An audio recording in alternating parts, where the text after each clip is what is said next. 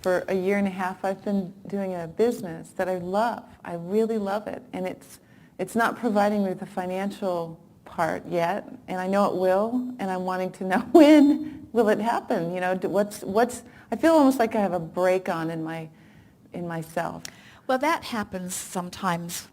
Remember that the universe is responding to you in response to your feeling. Mm-hmm. And so sometimes when things dovetail with a subject like dollars, a subject that you and almost everybody else has pretty well practiced the feeling of not enoughness around, what happens is things can go very well. It's as you say, I'm having a good time, things are expanding, I'm getting many new ideas, I'm feeling lots of energy flowing, but the dollars just aren't rolling in the way that I'd like. And we say it's usually because you've practiced for a while the feeling of not enough dollars. And so you really have to begin to imagine more dollars or get off the subject altogether. We want to be clear about that. You see, you do not have to launch an intention and then hold doggedly to that thought and only that thought in order for the universe to bring it in. It's not like casting out there with your great line and hooking onto this fish of something that you want and then having to keep tension on it in every moment or it will shake off and get away from you. It isn't like that at all. It is that once you have launched your intention, the universe is yielding it to you, and unless you are offering a vibration that opposes it, it is going to come into your experience. So as you are moving through your experience and the idea of something that you want is born within you, you don't have to singularly think about that in order until it comes about. You can launch an idea and never think about it again, and the universe will yield it to you, because if you have gathered enough contrast to give birth to the desire, it is yours. In other words, and there's enough energy to bring it to you. But what often happens with people is that they have this contrasting experience which launches the desire. The non-physical energy is answering it, and so the desire is being answered, but then they're noticing, oh, it isn't happening, or it's not coming, or they are offering thoughts that are in opposition to it which keep holding it apart. So it's like the donkey and the carrot. Every step you take forward, the carrot takes a step forward too.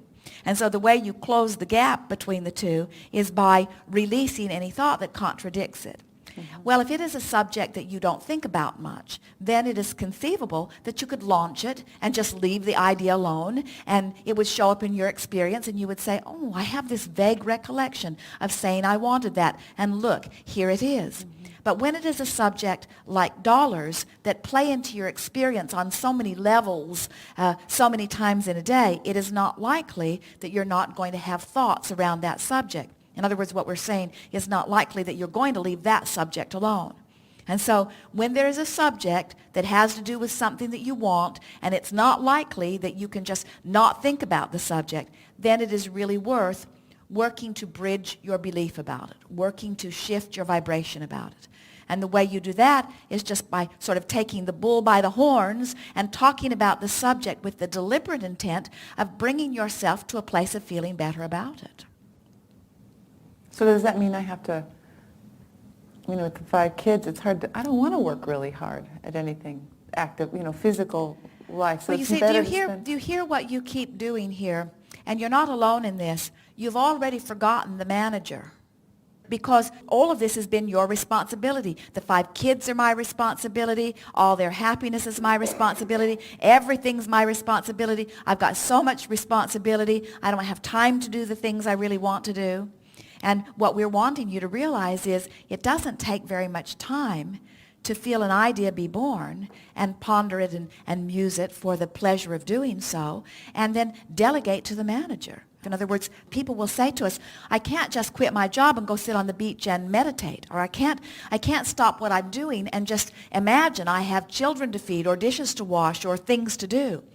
And we say, we're not encouraging you to stop the action part of your life. We're encouraging that you act just a little bit less and that you envision just a little bit more.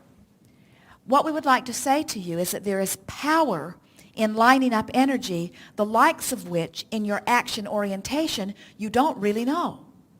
When you find a thought and you hold that thought purely for as little as 17 seconds, now there's a lot of power in the word pure because pure means a not contradicted thought. When you find a thought of something wanted and you hold that purely by imagining it, pretending it, remembering something like it, musing it, when you hold that thought for as little as 17 seconds, another thought of the same vibrational equivalent, because of law of attraction, joins it. And when those two thoughts come together, there is an explosion of energy. So in order to give you an idea of the power of the thought, we would say to you that when that first 17 seconds joins, that there is an energy expansion that is equivalent to about 2,000 action hours. That's huge. When you cross the next 17-second mark, the expression of energy is 10 times the first. 20,000 action hours just by walking across that next mark. When you hold it for the third sequence of 17 seconds, another 10 times. Each time there is another 17 seconds of non-contradiction. The thought catapults into a whole new level, so that 68 seconds of pure thought has huge action consequences. You see, that's why we say one who's connected to Source is many, many, many times more powerful than one who is not, because there is no self-defeating that is going on, you see. Did we get to the heart of it? I think that's good. Thank you. Be playful about it all. I want to give you one more thing here. Sometimes our friends will come to a gathering like this and they will say, well, here I stand, while this is where I would rather stand. And then they say, oh, and Abraham has given us a process so that we can get from here to over here.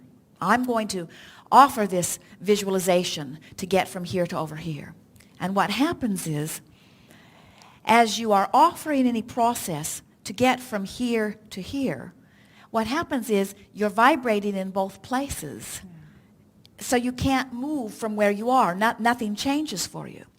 So you can make much faster progress if you say, I'm offering this visualization not to get from here to over here, but I'm offering this visualization for the pleasure of the visualization. When you go to a movie, you don't say to your friends, I'm going to this movie because it's about things I want to live, and I think if I go watch the movie, I'll vibrate like the movie is vibrating, and then the universe will yield to me. Although that's not a bad way of approaching a movie. But you don't go to the movie with that intention. You go to the movie for the entertainment. You go to the movie for the distraction. And that's the way we want you to begin going to the visualization. Don't visualize to make something happen. Visualize for the pleasure of visualizing. So I just have to have a good time. You're just wanting to use any excuse in the world to let it in, to let it in, to let it in. The universe knows what you want. You just got to let it in. Thank you. Indeed. What more? Right here, yes.